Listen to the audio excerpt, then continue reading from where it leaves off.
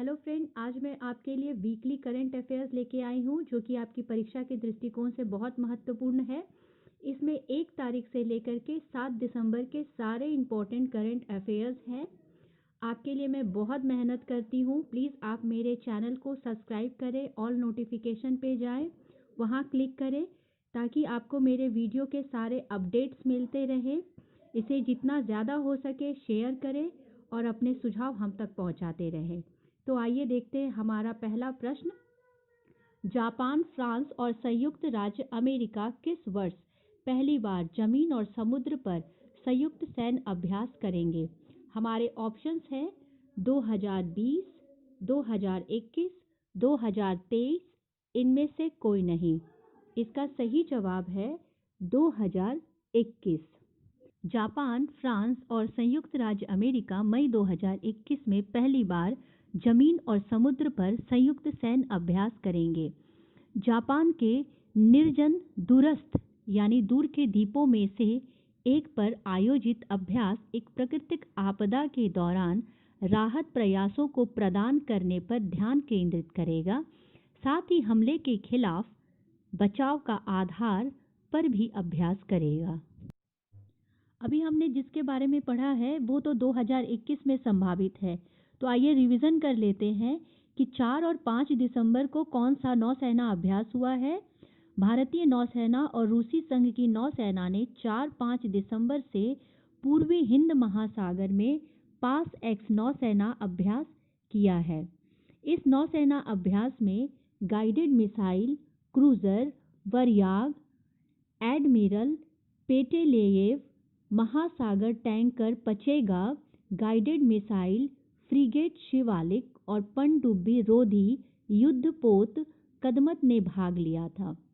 इसका उद्देश्य अंतर क्षमता को बढ़ाना, समझ में सुधार करना, एक दूसरे से सर्वोत्तम प्रथाओं को आत्मसात करना। भारतीय नौसेना और रूसी संघ की नौसेना ने 4-5 सितंबर 2020 को इंदिरा अभ्यास किया था। भारतीय नौसेना ने सितंबर 2020 में ऑस्ट्रेलियाई नौसेना के साथ पास एक्स अभ्यास भी किया था। यानी एक बार रूस के साथ पास एक्स अभ्यास हुआ था 2020 में और 2020 के सितंबर में ऑस्ट्रेलिया के साथ पास एक्स अभ्यास किया गया था। पास एक्स नौसेना अभ्यास पूर्वी हिंद महासागर क्षेत्र में मित्र देशों की नौसेनाओं के साथ आयोजित किया जाता है। इसका उद्देश्य देशों के बीच रक्षा सहयोग में सुधार करना है। आइए देखते हैं हमारा दूसरा प्रश्न। किस देश ने अपने देश में जलवायु आपातकाल घोषित किया है? हमारे ऑप्शंस हैं इंग्लैंड, ऑस्ट्रेलिया, न्यूजीलैंड, इनमें से कोई नहीं।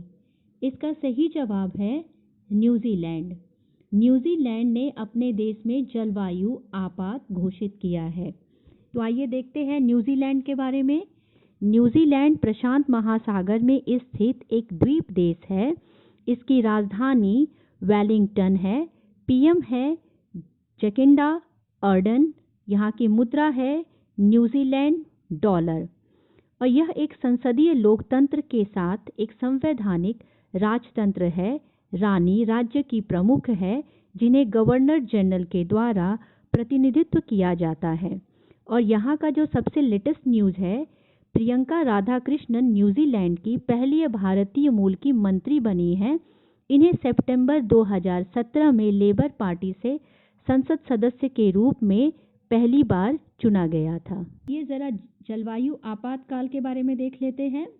2 दिसंबर 2020 को न्यूजीलैंड की प्रधानमंत्री, देखिए कहीं कहीं जैसिंडा अर्डन है, कहीं कहीं जैकिंडा अर्डन दिया हुआ है। तो जैकिंडा अर्डन ने देश में जलवायु आपातकाल घोषित किया और कहा कि देश का उनका सार्वजनिक क्षेत्र वर्ष 2025 तक कार्बन तटस्थ न्यूट्रल हो जाएगा। उन्होंने कहा कि जलवायु आपातकाल की घोषणा एक अंतर सरकारीय पैनल के जलवायु परिवर्तन के निष्कर्षों पर आधारित थी। आइए देखते हैं हमारा अगला प्रश्न।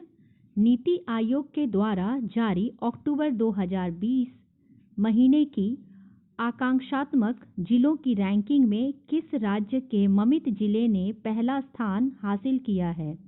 हमारे ऑप्शंस हैं सिक्किम, मिजोरम, कर्नाटका, इनमें से कोई नहीं। इसका सही जवाब है मिजोरम। नीति आयोग के द्वारा जारी अक्टूबर 2020 महीने की आकांक्षात्मक जिलों की रैंकिंग में मिजोरम राज्य के ममित जिलों ने पहला स्थान हासिल किया है। मिजोरम के बाद बिहार के बांका और उड़ीसा के ढेंकनाल जिले को स्थान मिला है।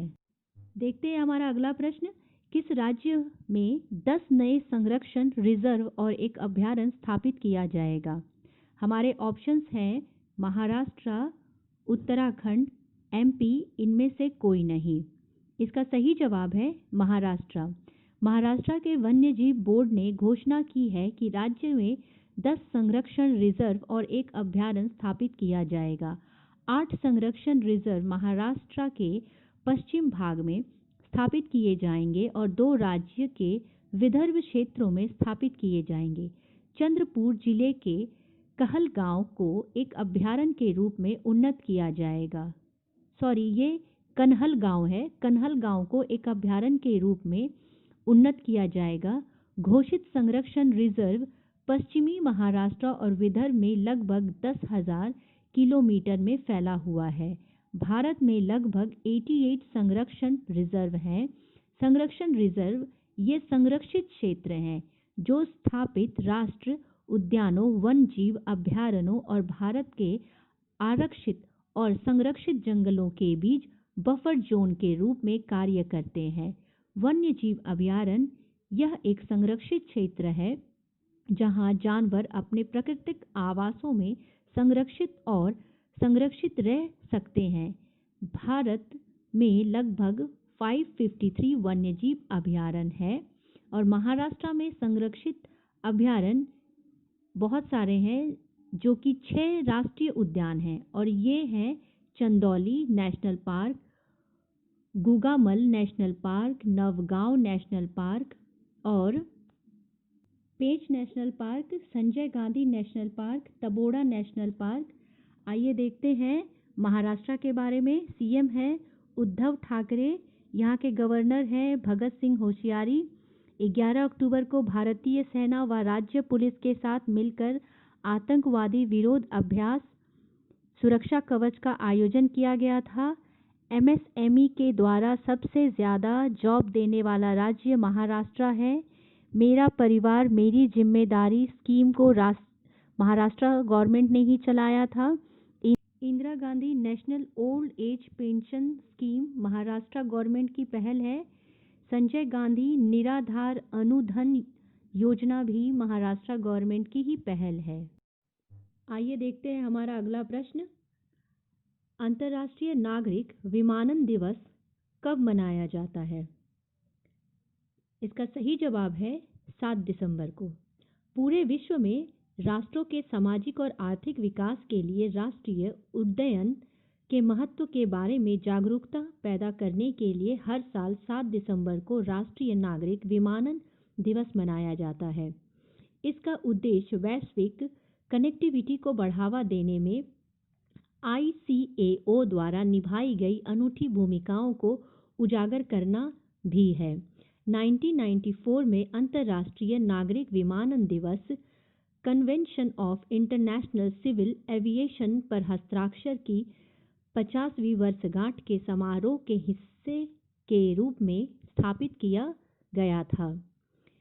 इसका थीम है ग्लोबल एविएशन डेवलपमेंट के लिए नवाचार को आगे बढ़ाना।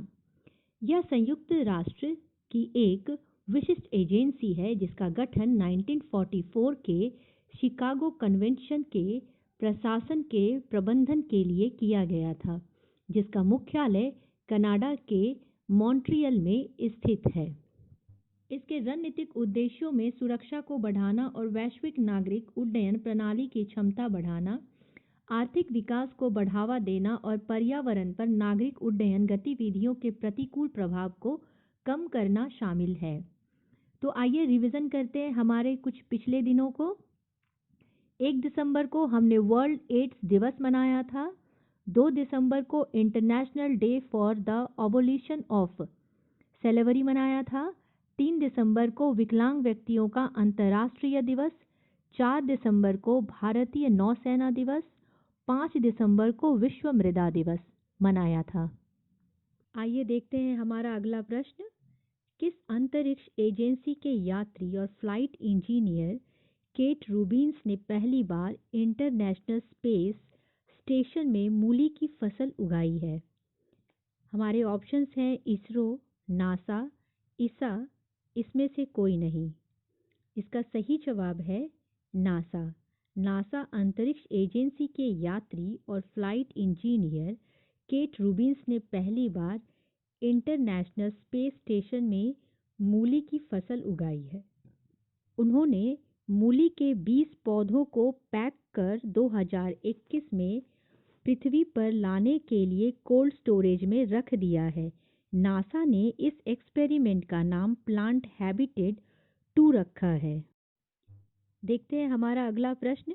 श्री नितिन गडकरी ने हाल ही में किस राज्य में मुख्यमंत्री श्री नेफ्यू रियो की उपस्थिति में 15 राष्ट्रीय राज्य मार्ग परियोजना का शिलान्यास किया है?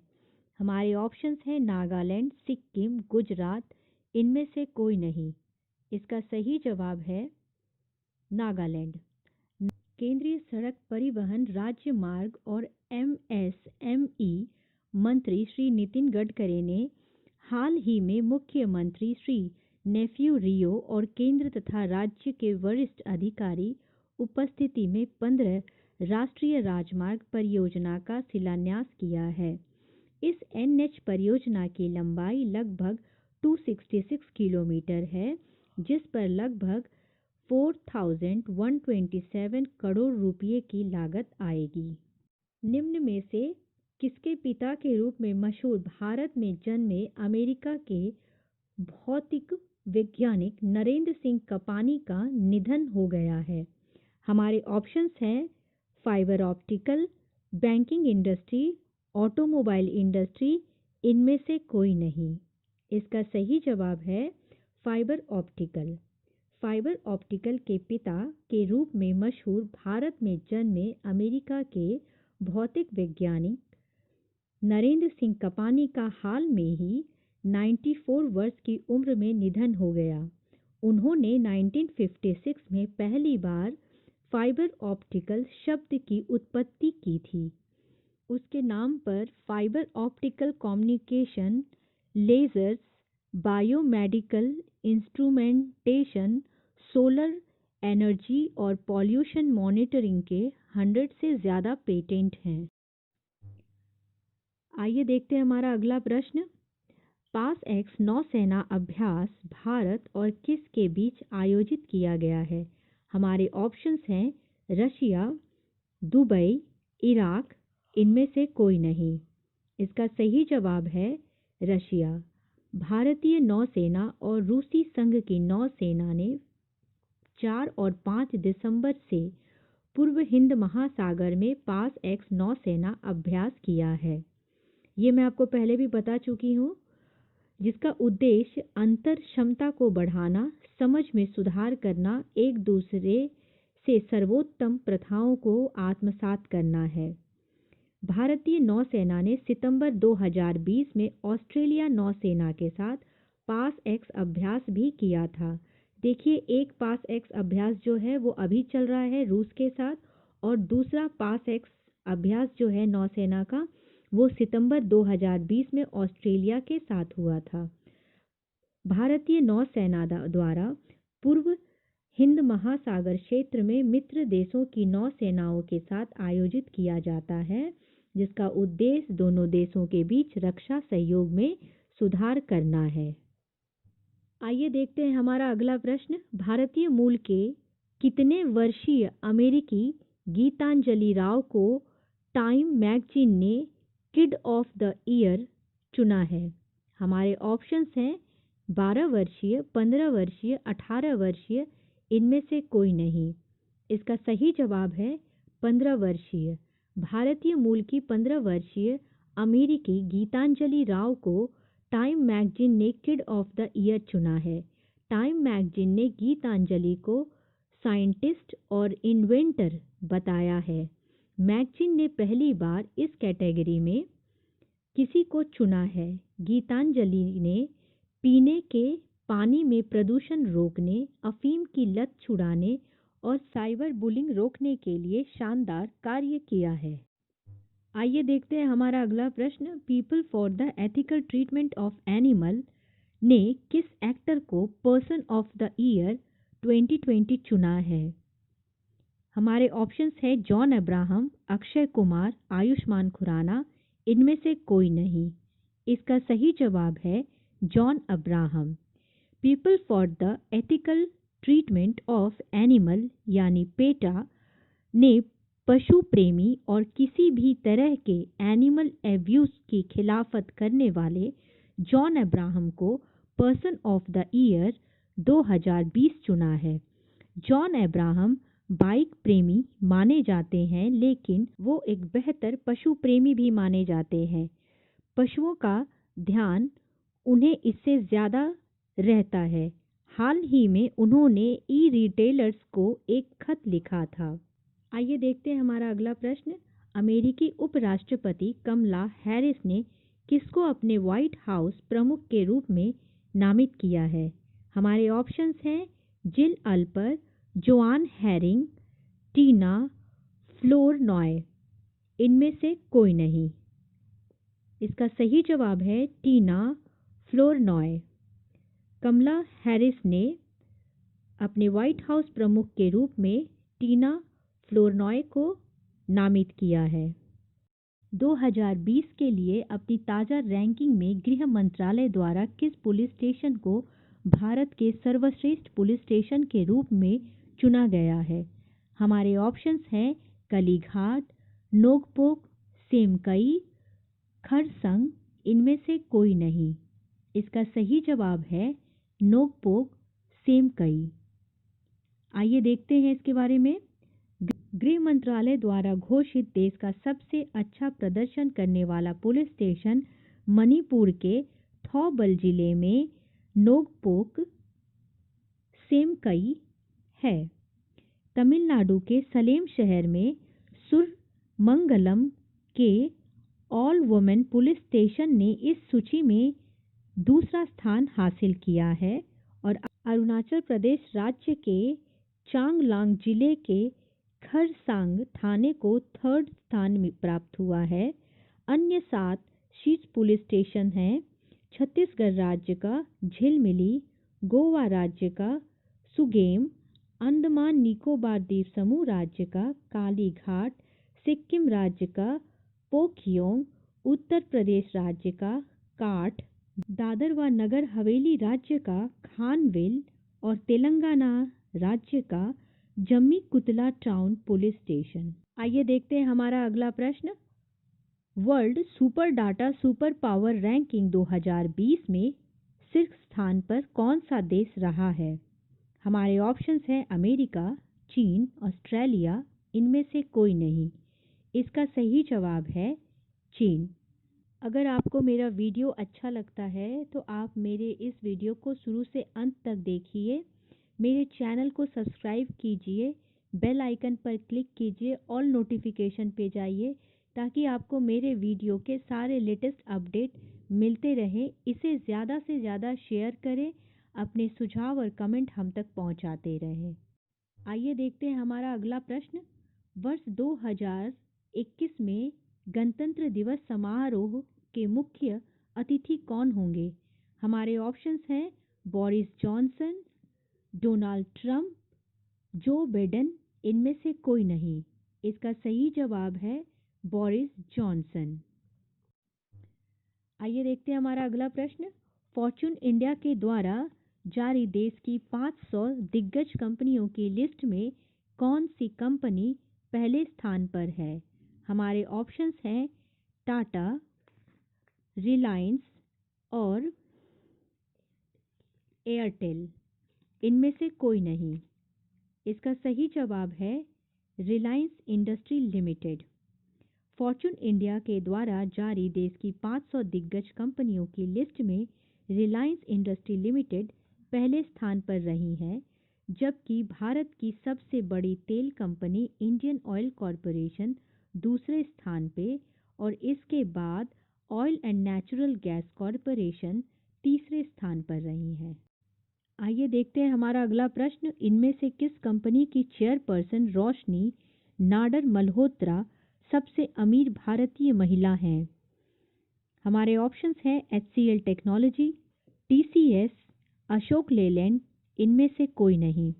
इसका सही जवाब है HCL टेक्नोलॉजी।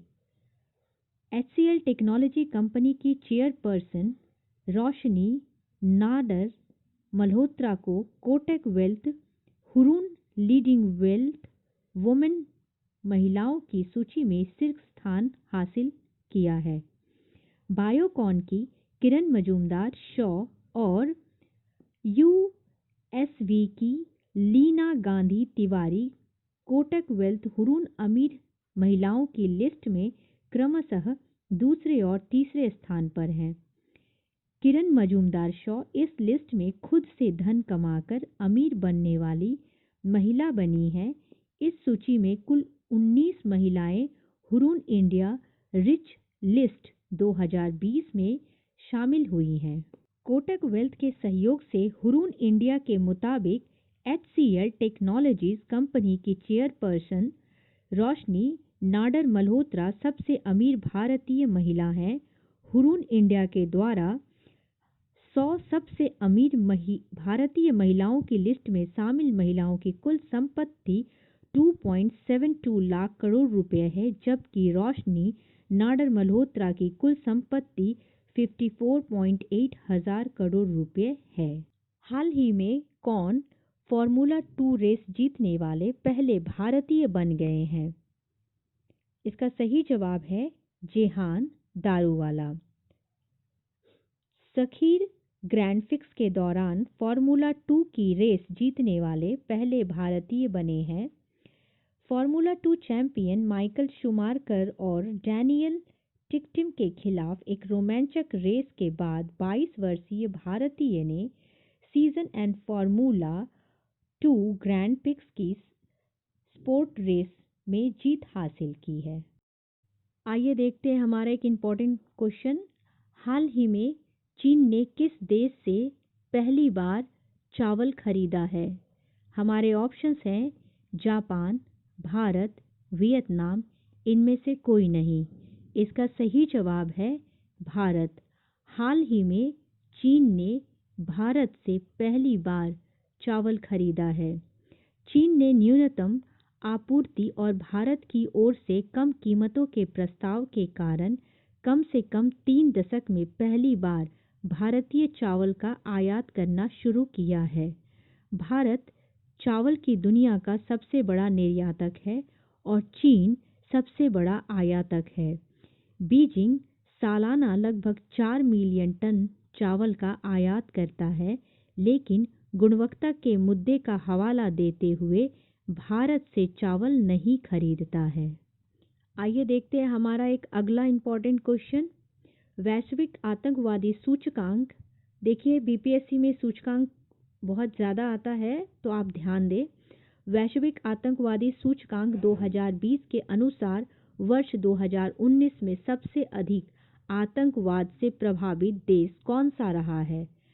हमारे ऑप्शंस हैं इजराइल, ओमान, अफगानिस्तान, इनमें से कोई नहीं। इसका सही जवाब है अफगानिस्तान। 163 देशों के बीच 9.592 के स्कोर के साथ अफगानिस्तान ने वैश्विक आतंकवाद सूचकांक 2020 में शीर्ष स्थान हासिल किया है। 2019 में आतंकवाद से सर्वाधिक प्रभावित देशों की सूची में भारत को 8वें स्थान पर रखा गया है। भारत का वैश्विक आतंकवाद सूचकांक स्कोर 10 में से 7.353 है। इराक 8.682 के GTI के साथ दूसरे स्थान पर और 8.314 के GTI के साथ नाइजीरिया तीसरे स्थान पर है। क्षेत्रवार दक्षिण एशिया 2019 में आतंकवाद से सबसे अधिक प्रभावित क्षेत्र था। आइए देखते हैं हमारा एक अगला प्रश्न। भारतीय नौसेना ने हाल ही में किस सुपरसोनिक क्रूज मिसाइल के नेवल वर्जन का सफलतापूर्वक परीक्षण किया है? हमारे ऑप्शंस हैं अग्नि, ब्रह्मोस, नाग, पृथ्वी। इसका सही जवाब है ब्रह्मोस। भारतीय नौसेना ने हाल ही में ब्रह्मोस सुपरसोनिक क्रूज मिसाइल के नेवल वर्जन का सफलतापूर्वक परीक्षण किया है। यह परीक्षण एक ऐसी परीक्षण श्रृंखला का हिस्सा था जो भारत की तीनों सेनाओं द्वारा किया जा रहा है। डीआरडीओ ने इस मिसाइल प्रणाली की मारक क्षमता को मौजूदा 298 किलोमीटर से बढ़ा करके 450 किलोमीटर कर दिया है। देखते हैं हमारा अगला प्रश्न। इनमें से किस राज्य के छोटे जानवरों के लिए अपना पहला इको ब्रिज बनाया है? हमारे ऑप्शंस हैं केरल, राजस्थान, उत्तराखंड, इनमें से कोई नहीं। इसका सही जवाब है उत्तराखंड। उत्तराखंड के राज्य के छोटे जानवरों के लिए अपना पहला इको ब्रिज बनाया है। राज्य के रामनगर वन प्रभाग के काला ठुंगी नैनीताल राज्य मार्ग पर राज्य का पहला इको ब्रिज बनाया गया है। 90 फीट लंबे और 5 फीट चौड़े पुल का निर्माण सरीसृप और छोटे जानवरों जैसे कि सांप, गिलहरी, छिपकली को सड़क पार करते समय होने वाली दुर्घटनाओं से बचाने के लिए किया गया है। आइए देखते हैं हमारा अगला प्रश्न। हॉर्नबिल त्योहार प्रतिवर्ष नागालैंड में किस दिन मनाया जाता है? हमारे ऑप्शंस हैं 1 दिसंबर से 10 दिसंबर, 5 दिसंबर से 10 दिसंबर, 10 दिसंबर से 15 दिसंबर और इनमें से कोई नहीं। इसका सही जवाब है 1 दिसंबर से 10 दिसंबर तक। हॉर्नबिल फेस्टिवल, जिसे त्योहारों का त्योहार भी कहा जाता है, प्रतिवर्ष 1 दिसंबर से 10 दिसंबर तक नागालैंड द्वारा मनाया जाता है। यह लोक नृत्य, पारंपरिक संगीत, स्थानीय व्यंजनों, हस्तकला, कला कार्यशालाओं आदि के माध्यम से समृद्ध और विविध नागा जातियों का प्रदर्शित करता है। पहली बार इस फेस्टिवल के 21वें संस्करण का आयोजन 1 दिसंबर से 5 दिसंबर तक डिजिटल रूप में मनाया जाएगा। यह त्योहार की शुरुआत 1 दिसंबर नागालैंड राज्य दिवस के रूप में होती है। आइए देखते हैं नागालैंड के बारे में। यह पूर्वोत्तर भारत में एक पहाड़ी राज्य है। यह असम, अरुणाचल प्रदेश, मणिपुर और म्यांमार के साथ सीमा साझा करता है। इसकी राजधानी कोहिमा है। यह भारत के सबसे छोटे राज्यों में से एक है। इसके वर्तमान मुख्यमंत्री नेफ्यू रियो हैं और राज्यपाल RN रवि हैं। इसमें एक लोकसभा सीट, एक राज्यसभा सीट और 60 विधानसभा सीटें हैं। आइए देखते हैं हमारा अगला प्रश्न। चीन तिब्बत से निकलने वाली किस नदी की निचली धारा पर भारत से लगती सीमा के करीब पहला विशाल बांध बनने जा रहा है? हमारे ऑप्शन हैं ब्रह्मपुत्र नदी, महानदी, गंगा नदी, इनमें से कोई नहीं। इसका सही जवाब है ब्रह्मपुत्र नदी। चीन तिब्बत से निकलने वाली ब्रह्मपुत्र नदी यारलुंग जांगबो नदी, जिसे कहते हैं ब्रह्मपुत्र को, नदी की निचली धारा पर भारत से लगती सीमा के करीब पहला विशाल बांध बनने जा रहा है। यह तिब्बत में वास्तविक नियंत्रण रेखा LAC के करीब है। पूर्वोत्तर भारत की जल सुरक्षा पर इसका दूरगामी प्रभाव पड़ेगा। इसके महत्व के बारे में देखते हैं। चीन में बने दुनिया के सबसे बड़े बांध 3 जॉर्ज की तुलना में इससे 3 गुना ज्यादा बिजली बनाई जा सकेगी। यारलुंग जांगबो नदी, यानी जिसे ब्रह्मपुत्र कहते हैं, चीन के तिब्बत स्वायत्त क्षेत्र में स्थित यह तिब्बत की सबसे लंबी नदी है। आइए देखते हैं हमारा अगला प्रश्न। दुआरे सरकार किस राज्य सरकार के द्वारा शुरू किया गया कार्यक्रम है? हमारे ऑप्शंस हैं हिमाचल प्रदेश, पश्चिम बंगाल, मध्य प्रदेश, इसमें से कोई नहीं। इसका सही जवाब है पश्चिम बंगाल। यह बंगाल सरकार द्वारा शुरू किया गया एक आउटरीच कार्यक्रम है। दुआरे सरकार का अर्थ है सरकार आपके द्वार पर। इस आउटरीच कार्यक्रम के तहत स्थानीय निकाय स्तरों पर शिविरों का आयोजन किया जाना है। शहरों में शिविरों का आयोजन निगमों द्वारा और ग्राम स्तर पर ग्राम पंचायतों द्वारा किया जाना है। इस शिविरों के माध्यम से राज्य सरकार सरकारी सेवाओं को बंगाल के लोगों के द्वार तक ले जाएगी। कार्यक्रम के तहत शामिल प्रमुख योजनाएं कन्याश्री, शिक्षाश्री, खाद्य साथी हैं। इनमें अन्य योजनाएं जैसे रूपश्री, तपोसिली बंधु, अखियाश्री और MGNRIGS भी शामिल है। आइए देखते हैं हमारा अगला प्रश्न। दिसंबर 2020 में भारत में कितनी साइटों को विश्व विरासत संरचना टैग प्राप्त हुआ है? हमारे ऑप्शंस हैं 2, 4, 5, इनमें से कोई नहीं। इसका सही जवाब है 4। दिसंबर 2020 में भारत में 4 साइटों को विश्व विरासत सिंचाई संरचना टैग प्राप्त हुआ है।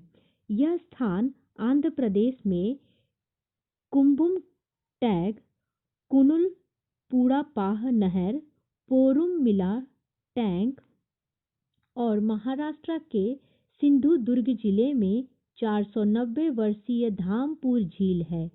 सिंचाई और जल निकाय पर अंतर्राष्ट्रीय आयोग ने इन संरचनाओं को मान्यता दी। आइए देखते हैं हमारा अगला प्रश्न। हाल ही में किसे लोकसभा का महासचिव नियुक्त किया गया है? हमारे ऑप्शंस हैं दिनेश कटारिया, उत्पल कुमार सिंह, अशोक माहेश्वरी और इनमें से कोई नहीं। इसका सही जवाब है उत्पल कुमार सिंह।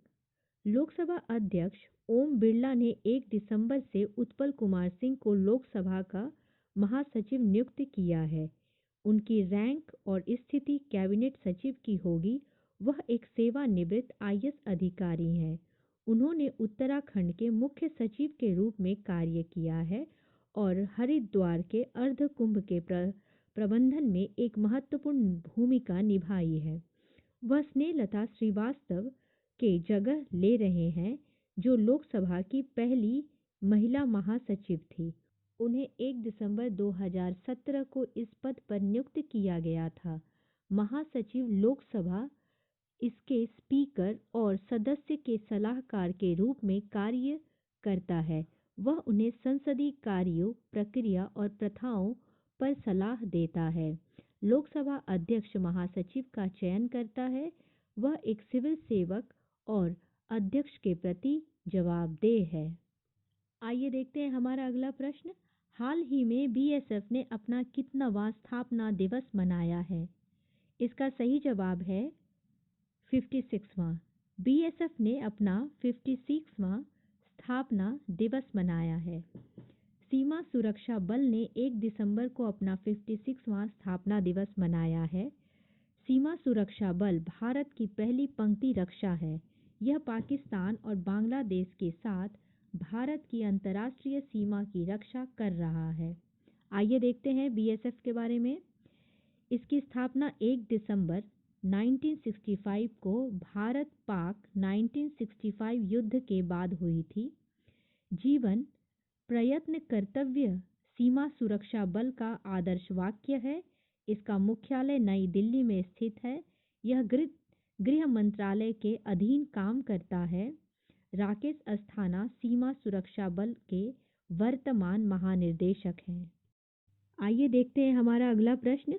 कौन सा देश 3 ट्रायल से गुजर चुकी किसी कोरोना वैक्सीन को मंजूरी देने वाला विश्व का पहला देश बन गया है?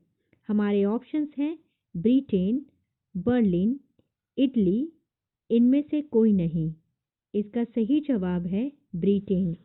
ब्रिटेन हाल ही में 3 ट्रायल से गुजर चुकी किसी कोरोना वैक्सीन को मंजूरी देने वाला विश्व का पहला देश बन गया है।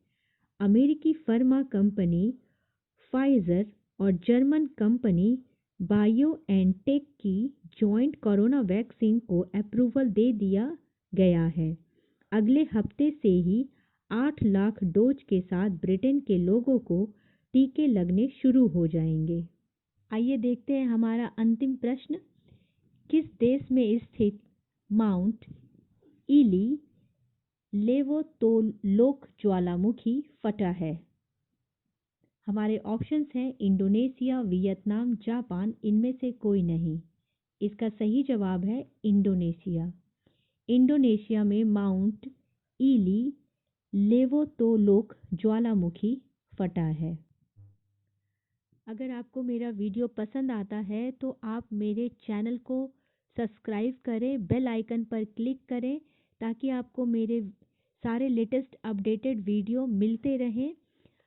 आप इसे ज़्यादा से ज़्यादा शेयर करें, लाइक करें, कमेंट करें, अपने विचार और सुझाव हम तक पहुंचाते रहें। धन्यवाद।